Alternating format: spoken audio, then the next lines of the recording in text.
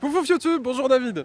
Bonjour. Alors aujourd'hui, mesdames et messieurs, on se retrouve avec David. David, tu es le président de l'association présente ici. D'accord, l'association Black Bull, située à Valenciennes.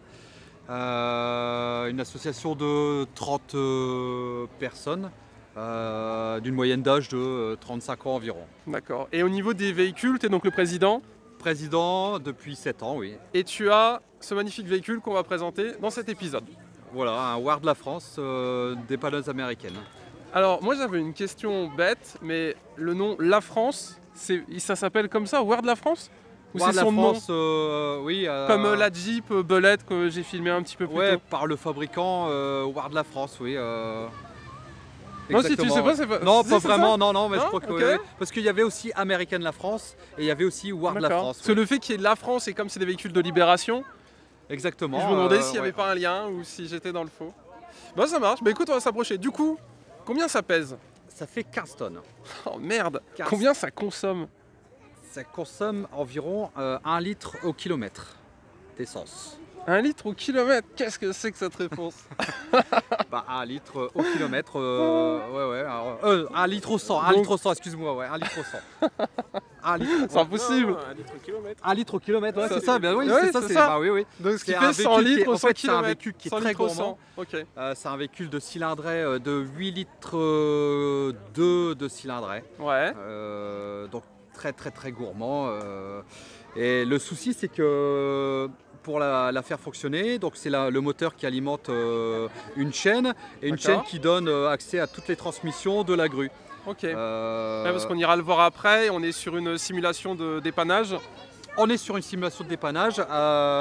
On soulève une Ford M8 pour regarder un petit peu en dessous pour créer un beau petit diorama. Et j'avais demandé à Guillaume, on est vraiment sur une scène réaliste. Ce véhicule a vraiment croisé ce Voilà, véhicule-là oui, et oui, on oui, est sur c'est quelque vraiment le chose de véhicule réaliste. qui servait de dépannage pour tout type de véhicule D'accord. américain, mais lourd. Également lié. Oui, allié, ouais. Ok, Ouais, ça marche. voilà. On va se rapprocher un petit peu pour aller voir les détails. Donc l'étoile, on en a déjà parlé, c'est pour être repérable, reconnaissable par les avions, Voilà. ou les tanks, ou les gars qui pouvaient être cachés un petit peu dans les fourrés. Je vois qu'il y a des feux rouges, Alors, c'est un feu rouge parce que c'est un véhicule d'intervention d'accord? et c'est une sirène en même temps. D'accord.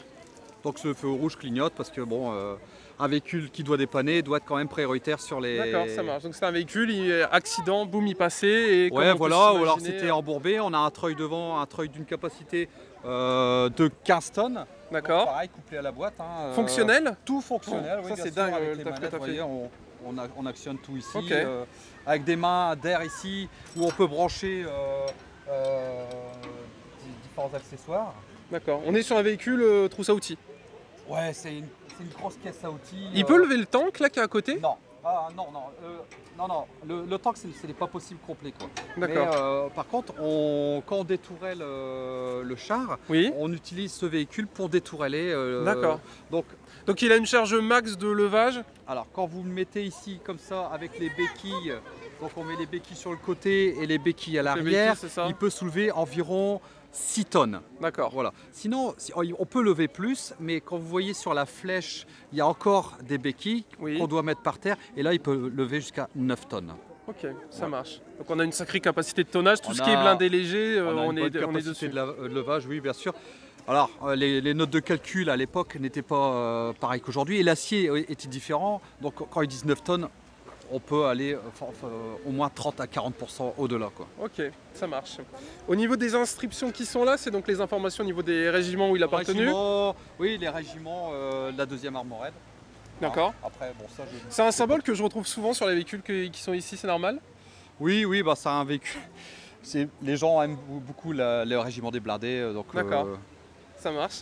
Voilà. Et on a un truc qu'on avait vu sur la Willys, les feux de... Oui, c'est les feux de... les petits feux pour se repérer entre Voilà, véhicules. entre véhicules. Ça marche.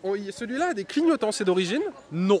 Alors Ah ça, ah. c'est les nouvelles normes réglementaires pour rouler. Il faut forcément avoir un D'accord. clignotant. Donc, Donc ça, là, on t'as a dû le trouvé rajouter un truc assez discret pour que ça fasse Ok, ça marche. se rendre à la main. Parce que quand j'ai filmé la Willys juste avant et justement il m'expliquait qu'il n'y a pas de clignotant, il n'y a pas de ceinture.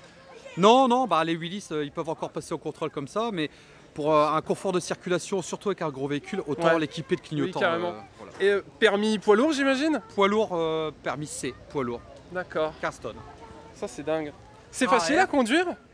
Non, Ah, pas de direction assistée. merde, ça fait des bras. Ça fait des bras, surtout quand on fait des manœuvres sur place et on est très vite fatigué. D'accord. Ouais. Alors, qu'est-ce que c'est ce monstre-là?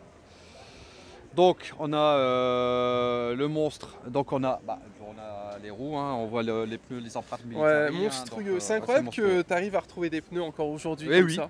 effectivement. Il y a encore certains fabricants un peu dans le monde qui fabriquent ce type de profil qui est un peu ressemblant. D'accord. Hein, C'est des Goodyear pour ouais, information. Goodyear, ouais, c'est à dingue. l'époque c'était des Goodyear, ouais, On peut effectivement. avoir une ouais. info sur le prix ou on reste au flou? Ou à peu près un pneu pareil, c'est entre 200 et 300 euros environ. Oh, ça va.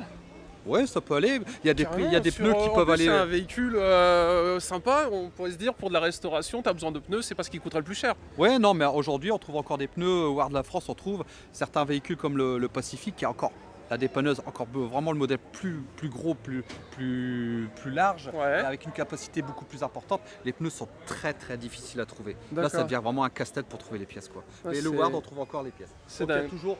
Donc après, on a- est équipé de plusieurs petits équipements, des pièces pour mettre des feux de repère. Voilà, on a juste mis ça parce que bon, c'est pour quand on roule, Ouais. on met ça sur la flèche. Est-ce qu'on est sur du convoi exceptionnel quand même là? Non, Non on est en 2,54 m de large, hein, donc on est bon. On n'est pas trop large. Donc là, on dispose d'un gros châssis, Ouais. donc métallique, bien sûr, parce que quand vous levez Ouais, carrément. 10 tonnes à l'arrière, on va dire 10 tonnes, il faut vraiment un gros châssis pour soutenir l'ensemble. Donc là, on voit, si on peut regarder là. Donc On a de la voit chance, tous en plus. ces manettes. Hein, Donc là, 2 places. 2-3 places. Deux, on va trois dire, places, ok. 2-3 places.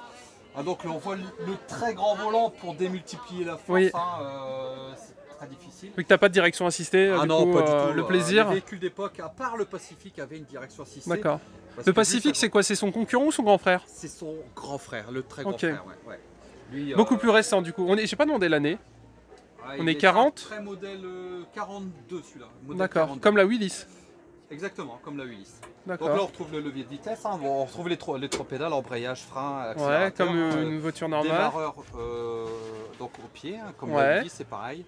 Là, on a le frein à main. J'imagine après pour ceux qui sont routiers, c'est à peu près pareil. T'as petite boîte et grosse boîte. Effectivement, on a une boîte courte, une réduction, et ici on peut le mettre en neutre. Donc on fait actionner la grue, on le met en neutre, et puis on lève cette manette qui est en dessous du siège, qui fait actionner le treuil qui est à l'arrière, tout le D'accord. temps à accéder au mécanisme. Tu dois démarrer le moteur pour alimenter la grue. Exactement, oui, bien sûr. Il Ok. faut vraiment une force mécanique. D'accord. En Ouais, fait, la il n'y transmission, a pas tu d'hydraulique l'attends. à l'époque, il n'y avait pas D'accord. d'hydraulique, c'est vraiment tout couplé sur le Ok, moteur. donc si le moteur du camion ne fonctionne plus, ta grue ne fonctionne plus. T'es un Exactement. véhicule épave Par en fait. contre, on peut, si on veut que la grue fonctionne tout doucement, donc on le met en première. D'accord. Et si on veut que la grue va un peu plus vite, on le met en deuxième, voire en troisième, ce qui n'est pas déconseillé. Enfin, c'est déconseillé quoi. Donc, Ok, ça marche. Mais c'est plaisant à conduire? Parce que ça a l'air d'être un gros bazar et tout. Oui, c'est quand ça doit être amusant, non? c'est assez plaisant la vision. En plus, on a une vision assez. On a une gueule assez sympa. Hein. Ouais, on a. Non, c'est quand même plaisant. C'est juste les manœuvres sur place, très difficiles. Tu vois parce que rien. quand on T'as fait des marche angles morts de arrière et partout. tout, il faut vraiment avoir des bons Ok. bras pour. Et je suis étonné, mais c'est capoté de partout. Les Américains, ils savaient pas qu'ici il pleuvait? Comment ça se fait que tous les véhicules soient en capote toile? Parce que la Alors, Normandie, on n'est pas.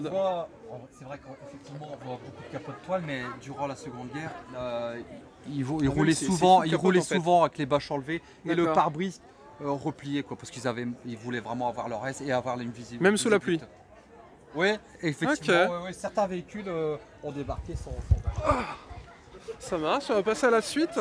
Donc, comme il est très gourmand, on a deux gros réservoirs environ 250 litres de chaque côté. D'accord, donc tu as on 500 va- litres en tout Ouais, de diesel, 500 litres Non, d'essence. d'essence. D'essence. Toujours 98. essence.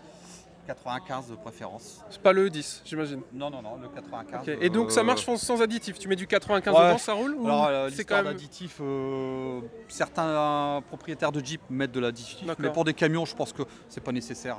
Ok. Et puis, en plus, on ne roule pas tous les jours avec, Oui. c'est occasionnel. Ouais, donc, c'est pour y a ceux qui pas- se demandent, c'est une journée libération de béthune, c'est pour ça que les véhicules sont là. Donc après, on a plusieurs coffres d'outils. Donc on a tous les nécessaires, des câbles. Bon, moi je mets des affaires de Oui. rechange de moteur. Parce que c'est un véhicule qui sert aujourd'hui en 2019. Oui, Là, l'idée, c'est pas d'avoir des outils qui servent pas. moi je travaille quand même avec parce que comme je fais beaucoup de restauration de véhicules, j'aime bien lever mes moteurs, j'aime D'accord. bien lever ma tourelle. En fait, c'est un achat utile. Oui, voilà, c'est un achat. Autant Pour- le pour- temps que, bon, je sais pas trop ce que t'en Bah, fais c'est dans... pas ça que le temps qu'on fait beaucoup de maintenance dessus. Donc j'étais toujours en train de louer des grues pour enlever ma tourelle, mes Ouais, moteurs. alors que Donc, là, j'ai tu fais ce acheté que ça. tu veux. En même temps, ça sert pour le club.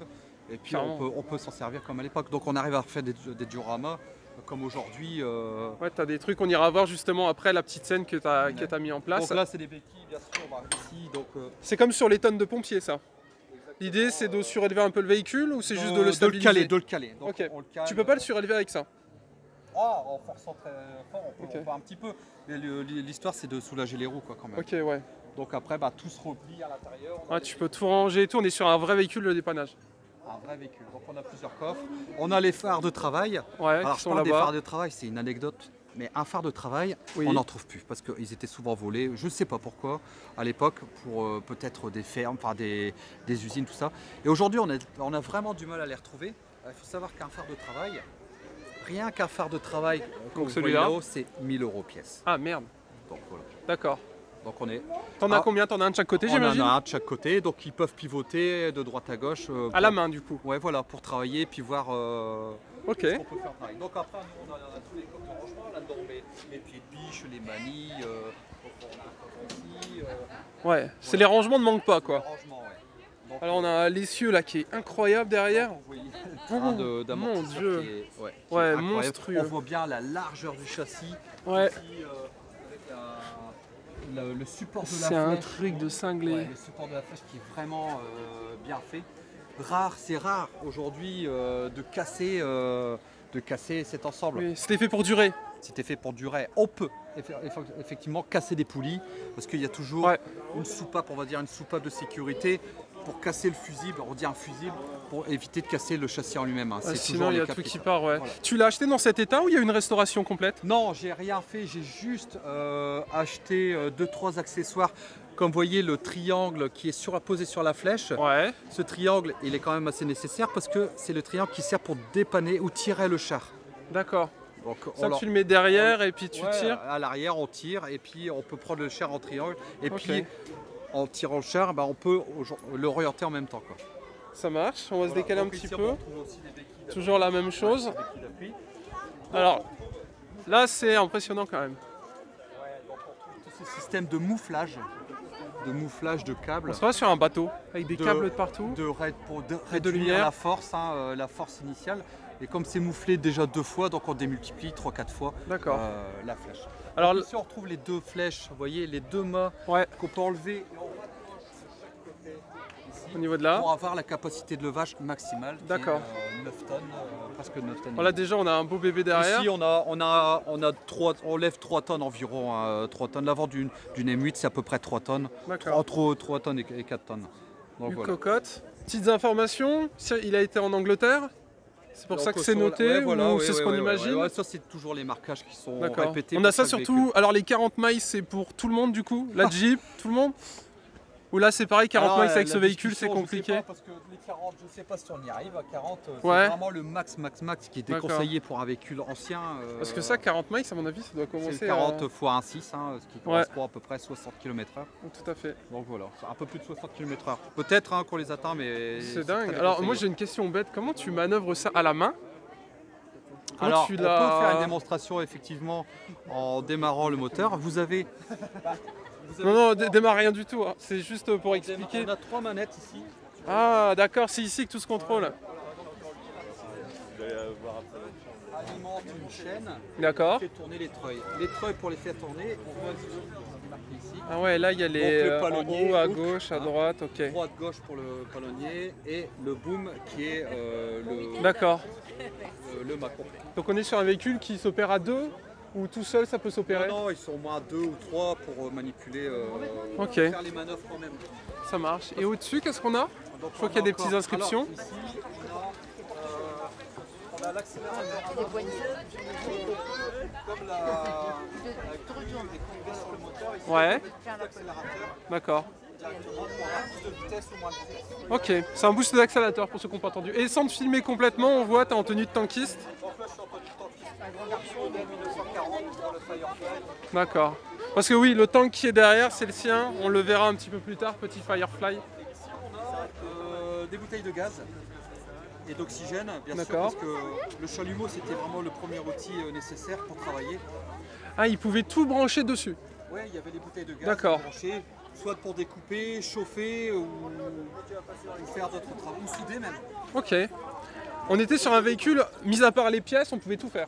Ouais. Si on a les pièces de rechange, on est parti. Ici, on a l'empreinte, alors on va dire, c'est bizarre. On En mettait V. un étau de travail. On Ouais. venait, encastrer un étau pour travailler aussi Ok. sur place. Donc ici, on a encore des coffres avec des manies. On avait souvent des manies. Ouais, t'as à une l'intérieur. capacité de stockage assez dingue quand même. Hein. Ça a été bien pensé pour le coup. Franchement, c'est vraiment un véhicule le plus utile. Je trouve que c'est vraiment le véhicule le plus utile de la Seconde Même Guerre encore mondiale. aujourd'hui. Très pratique. En 2019, tu peux faire ce que tu veux avec. Là, bon, tu lèves un tank, mais tu pourrais lever n'importe quoi. Autre chose, oui, bien sûr, ouais. Parce Ok. que 10 tonnes, c'est vraiment. Alors, ici, on a Ouais, un treuil qui a une capacité de 50 tonnes. d'accord. T'as 50 50 tonnes. on va me dire, alors 50 tonnes, c'est énorme pour un véhicule qui fait 15 tonnes. Comment Ouais. on peut faire pour freiner 15 tonnes? C'est simple. On a des bêches.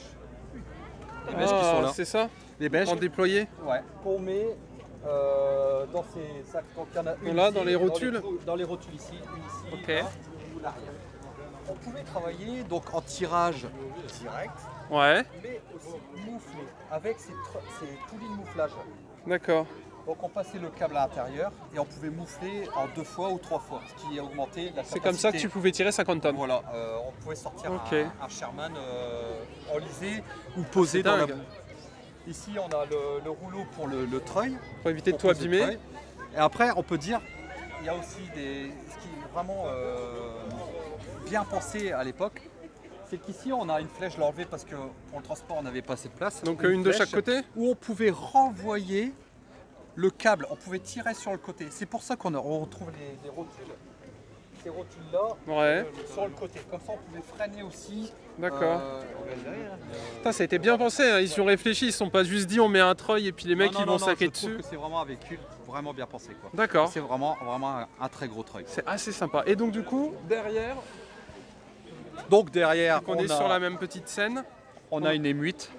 On a une M8 avec le drapeau français, Croix de Lorraine. deuxième Hugo de bière. Cotte, c'est son nom de baptême. C'est son autre baptême, ouais, exactement. D'accord, ouais. sympathique. On voit que c'est un véhicule qui a été utilisé. Je sais pas si cocotte en américain, ça sonne bien. Bah, c'était les Français, hein, mais bon, oui, ils avaient toujours des noms assez marrants, quoi. D'accord. Voilà, sur une cocotte, dans un moteur 6 cylindres en ligne. Un petit blindage de, je crois que c'est un demi-pouce à l'avant, donc 12,7, Ok. parce que c'est des côtes anglaises en fait. Oui, parce que c'est un véhicule américain qui est utilisé par la l'armée France française, libre. ouais, par D'accord. la 2e DB, ouais.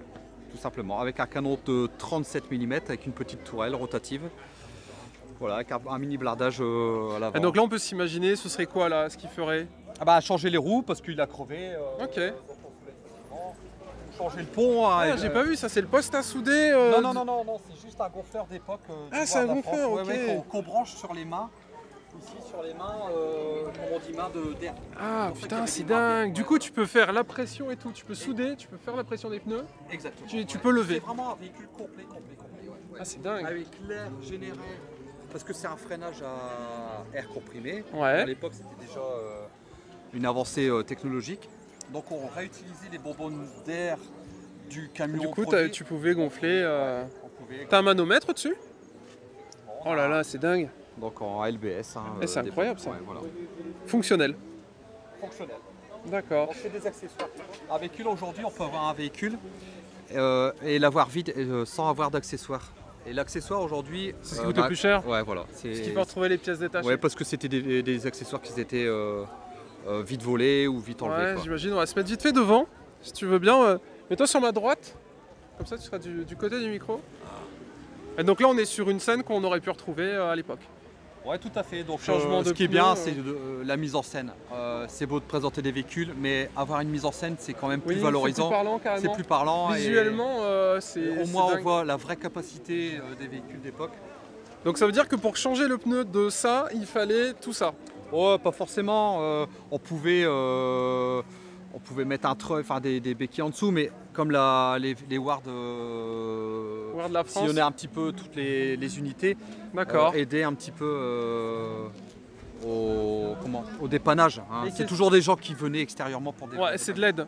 C'est vraiment une aide, ouais. C'est vraiment une des unités spéciales. Et la couleur un peu marron. Alors la couleur, elle n'est pas vraiment. Parce que bon, je l'ai acheté à l'ancien propriétaire qui m'a dit, ouais, comme le véhicule est vraiment le tout premier modèle, j'ai mis un vert olive, mais vraiment olive qui tire un peu sur le jaune. Je trouve qu'elle a un peu trop sur le jaune. Elle doit être quand même un peu plus foncée. Plus comme le dessus, comme la grue. Oui, voilà, on voit que certaines retouches plus foncées ont été faites. D'accord, ça marche. Alors c'est vrai que les couleurs, comme la sirène, si on voit la différence en arrière, c'est la sirène. Normalement, c'est censé être un peu plus vert olive. Voilà, c'est la bonne couleur. Ok, avec un bidon d'eau ici du coup. Oui, voilà, c'est ça. Water Donc la only. prochaine mission du club, de l'association, parce qu'on travaille tous en même temps, c'est de refaire toute la couleur et les marquages du véhicule, à rebrancher certains câbles qui manquent, certains détails à finir, quoi. D'accord. L'idée, c'est pas juste de faire de la représentation, c'est de faire un véhicule fonctionnel. Fonctionnel, représentatif. Et essayer d'être le plus fidèle possible oui, à voilà, ce qu'il y avait à l'époque. Le collectionneur essaye d'avoir le plus fidèle, le véhicule le plus fidèle possible. Et bah écoute, il est magnifique. Et pour le coup, la petite scène, ça va vachement bien avec les explications parce qu'en plus c'est parlant, on le voit de suite le véhicule juste derrière. Donc on avait mis aussi le moteur. Oui, donc on a moteur de tank là-bas. Moteur de char, moteur Continental C1, donc très difficile aujourd'hui à trouver. Hein. Donc 9 cylindres en étoile. Ouais. On voit bien les... Moteur d'avion également. C'est moteur d'avion.